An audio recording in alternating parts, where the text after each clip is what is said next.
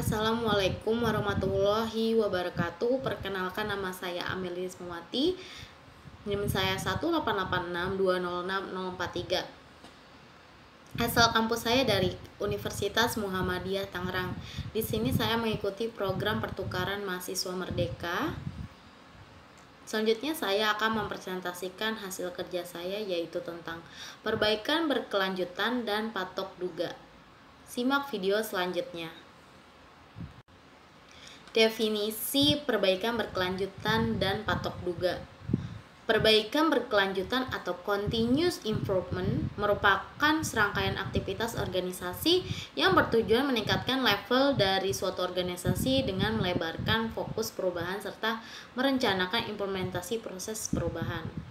Patok duga merupakan proses belajar yang berlangsung secara sistematis dan terus-menerus, kemudian dibandingkan setiap bagian dari suatu perusahaan dengan perusahaan yang terbaik atau saingan yang paling unggul. Selanjutnya ada perkembangan perbaikan berkelanjutan. Perbaikan yang berkelanjutan dikembangkan oleh salah satu ahli manajemen mutu, yaitu Edward Deming sekitar tahun 1950. Konsep tersebut diperkenalkan bersamaan dengan Total Quality Management. Secara historis, perbaikan yang berkelanjutan dilaksanakan oleh perusahaan sekitar abad ke-18, di mana para pemimpin melakukan perbaikan terhadap pekerja, employee driven improvements, dan program insentif sehingga mampu merubah organisasi ke yang lebih baik. Selanjutnya ada asas-asas patok duga. Yang pertama, patok duga merupakan kiat untuk mengetahui tentang bagaimana dan mengapa suatu perusahaan sebagai pemimpin dalam suatu industri dapat melaksanakan tugas-tugasnya secara lebih baik dibandingkan dengan yang lainnya. Fokus dari kegiatan patok duga diarahkan pada praktik terbaik dari perusahaan lainnya. Adapun ruang lingkupnya makin diperluas, yakni dari produk dan jasa menjalar ke arah proses pemasaran dan lainnya. Selanjutnya, kegiatan patok duga perlu keterlibatan dari semua pihak yang berkepentingan.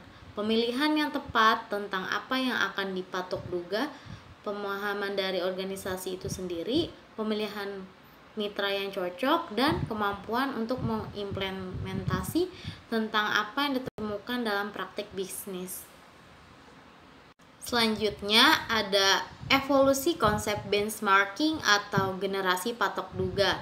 Yang pertama ada reverse engineering, yang kedua ada competitive benchmarking, yang ketiga ada proses benchmarking, yang keempat ada strategi benchmarking, yang kelima ada global benchmarking. Selanjutnya ada alasan dilakukannya patok duga.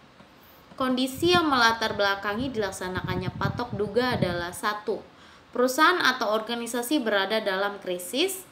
Kedua, perusahaan atau organisasi mengalami kesulitan manajemen untuk mengontrol kualitas keseluruhan total quality. Yang ketiga, perusahaan atau organisasi tetap dapat bertahan tetapi tingkat persaingan semakin kuat dan indikator perusahaan semakin memburuk. Selanjutnya ada jenis-jenis benchmarking atau patok duga. Yang pertama, benchmarking internal, yaitu pendekatan ini dilakukan dengan membandingkan operasi suatu bagian dengan bagian internal lainnya dalam suatu organisasi. Yang kedua, benchmarking kompetitif, yaitu pendekatan ini dilakukan dengan mengadakan perbandingan dengan berbagai pesaing. Yang ketiga, benchmarking fungsional. Pendekatan ini dilakukan dengan mengadakan perbandingan fungsi atau proses dari perusahaan-perusahaan yang berada di berbagai industri.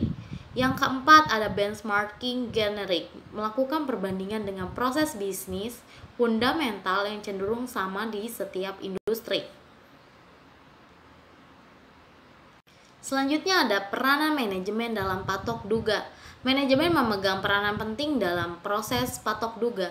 Tanpa adanya dukungan, keterlibatan, dan komitmen dari manajemen puncak, maka tidak mungkin dilaksanakan patok duga. Berbagai pertimbangan patok duga yang membutuhkan dukungan manajemen sebelumnya proses dapat dimulai dari yang pertama komitmen terhadap perubahan, yang kedua pendanaan, yang ketiga sumber daya manusia, yang keempat pengungkapan, yang kelima keterlibatan. Selanjutnya ada hambatan kesuksesan patok duga. Yang pertama ada fokus internal. Organisasi terlalu berfokus internal dan mengabaikan kenyataan bahwa proses yang terbaik dalam kelasnya dapat menghasilkan efisiensi yang jauh lebih tinggi, maka visi organisasi menjadi sempit. Selanjutnya ada tujuan benchmarking terlalu luas. Benchmarking membutuhkan tujuan yang lebih spesifik dan berorientasi pada bagaimana proses, bukan pada hasil. Selanjutnya ada schedule yang tidak realistis. Benchmarking membutuhkan kesabaran karena merupakan proses keterlibatan yang membutuhkan waktu. Selanjutnya ada komposisi tim yang kurang tepat. Perlu penglibatan terhadap orang-orang yang berhubungan dan menjalankan proses organisasi sehari-hari dalam pelaksanaan benchmarking. Selanjutnya ada bersedia menerima OK in class. Seringkali organisasi bersedia memilih mitra yang bukan terbaik dalam kelasnya. Sekian video presentasi dari saya, kurang lebihnya mohon maaf.